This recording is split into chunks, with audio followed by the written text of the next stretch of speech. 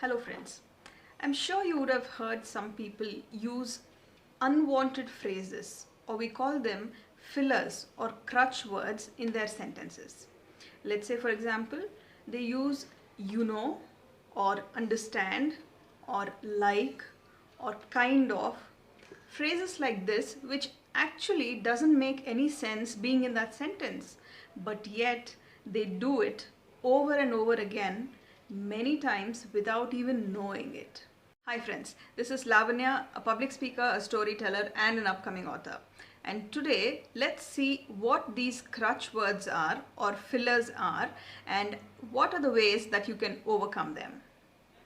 Let me narrate to you two small little instances from my own experience and demonstrate what an embarrassing situation you could run into. So the first one was with my geography teacher, and she was this small statured lady, probably about 4.5 feet tall, and when we were in class 9 we were taller than her, so when she walked into the class we were like actually feeling like cuddling her every single time. We loved her, but the only fact was we really got irritated when she used the filler understand in between every single sentence. Not at the end of the sentence, guys, at the middle of every sentence and at the end of every sentence. So if I have to give you an example, today we are going to talk about Earth. Understand that it is round in shape. Can you imagine how distracting this must be for especially the teenage girls who are always distracted anyways? So one fine day we started noting down literally how many words, how many times she used the word understand. And the whole class got engaged in the same thing. We never listened to what she was explaining. And unfortunately for us, our headmistress walked into the class for a surprise inspection on the same day, and what she found at all our desks, it is these totalings or the number of counts that we kept of her understands instead of the actual notes that we were writing.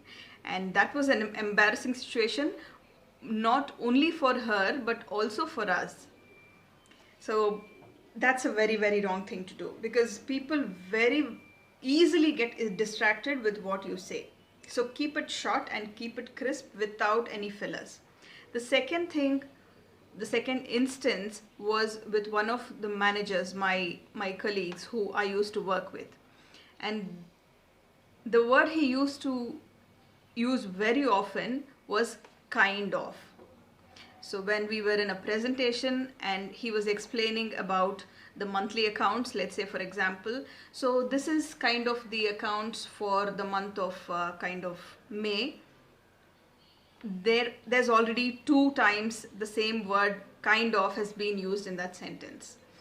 That's even tolerable. What was hilarious though was in one of our family meetups, as in we used to get together as a family inside the organization, and when he got his wife to introduce to us, he literally said, "She is Sarita, kind of my wife."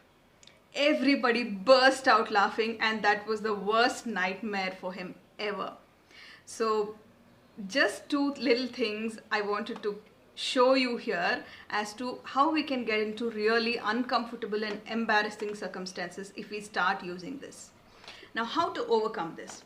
First of all, we need to understand that probably many people don't even realize that they are using it. It may be really unconsciously they're using it. So creating an awareness in them or in yourself, if I'm using it, I need to become aware that I am using such a thing.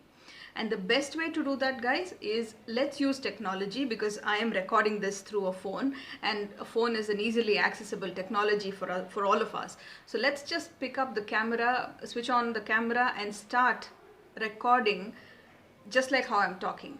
Talk on anything, you don't have to publish it anywhere, but at least start talking, and then we will realize when we play it back how odd it sounds as a listener and how distracting it is. And then when your mind is completely aware, then you can get on to the techniques. So the first thing just like I mentioned in my previous video, you need to give a pause. That's the first thing you can try.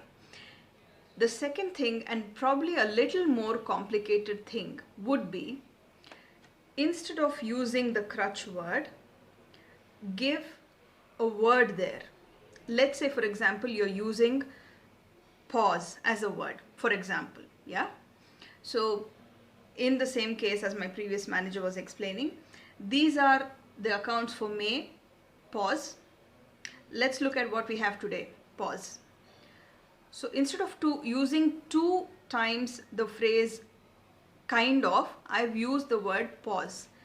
So it may sound really hard, it may sound really silly now, but when you start practicing it, your mind knows that the pause should not be there. The word pause should not be there. And then you can actually replace the usage of the word pause with a breath. So it should be like, this is the accounts for the month of May. Let's see what we have in it. There it goes. So this will take certainly an amount of practice, but if done religiously and you start reviewing your videos, you keep making your videos, reviewing your videos after this conscious practice, then you're obviously going to overcome it. And it's nothing hard. It's okay. You still will be able to cope it. So first of all, get it into your mind that it's an okay thing to have, but don't continue to have it. I hope this video is of some use to you. Thank you so much for connecting once again. And most importantly, I am going to launch my group, which is the Facebook group called Soul Talks with Lavanya, very soon. And stay tuned for more updates and the amazing interviews and soul talks we are going to have there. Thank you so much. Take care and stay safe.